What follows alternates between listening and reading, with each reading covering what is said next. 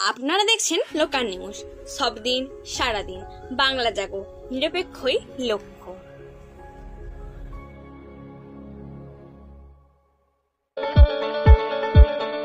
22 জানুয়ারি রাম মন্দির উদ্বোধন উপলক্ষে চন্দ্রকোনা শহরে সনাতনী ভক্তবৃন্দর ব্যানারে রাম মন্দির উদ্বোধন উদযাপন শোভাযাত্রাকে কেন্দ্র করে সুদীপ কুশারি ও বিপ্লব মাল নামের দুই বিজেপি নেতাকে গ্রেপ্তারের প্রতিবাদে আজ চন্দ্রকোনা শহরে সনাতনী ভক্তবৃন্দের ব্যানারে ধিক্কার মিছিল করা হয়।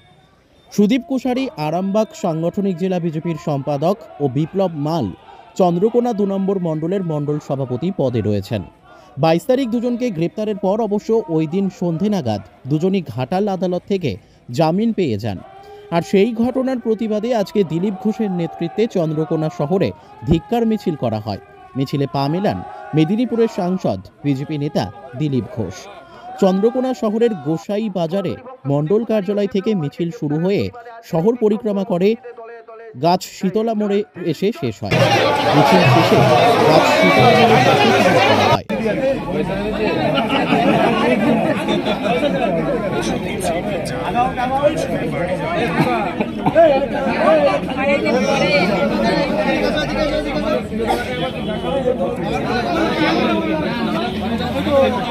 যুবকের শখের বাজার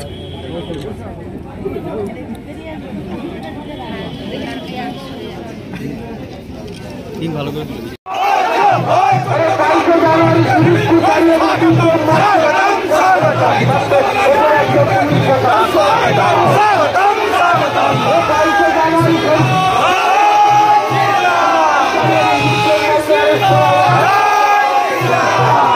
আমাদের ধর্ম রক্ষার জন্য, ধর্ম পালন করার জন্য যে অধিকার আমাদের সংবিধান দিয়েছে সেই অনুযায়ী করছে।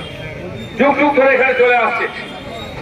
এই বনে জঙ্গলে থেকে আমাদের পূর্বপুরুষরা ইংরেজের বিরুদ্ধে লড়াই করেছে, মোগল পাঠানের বিরুদ্ধে লড়াই করেছে, পরে কংগ্রেস এসছে অত্যাচারী হয়েছে তার বিরুদ্ধে লড়াই করেছে, কমিউনিস্টের বিরুদ্ধে লড়াই করেছে, সবাইকে পরিষ্কার করে ইতিহাসে পাঠিয়ে দিয়েছে।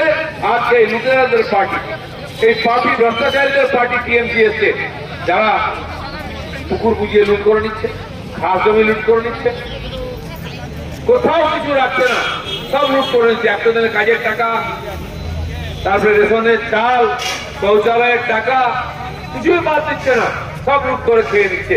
এদের দিন শেষ হয়ে এসছে, তাই এরা অত্যাচারী হয়েছে। যে মমতা ব্যানার্জি ভগবানের মা কালীর সিঁদুরের টিকা নিতে অস্বীকার করেন, তিনি আমার সংহতি শেখান, তিনি নিজেকে হিন্দু বলেন। তাদের অনেক নেতা আমরা জানি সেই দিন রাম মন্দিরের দিন উৎসব করেছেন, পুজো করেছেন, মন্দিরে গেছেন। তারা জানেন হিন্দু সমাজে উৎসব করছে 500 বছর পরে। পুলিশ আটকাতে এসছে অনেক জায়গায়, মাইক নামাতে এসছে।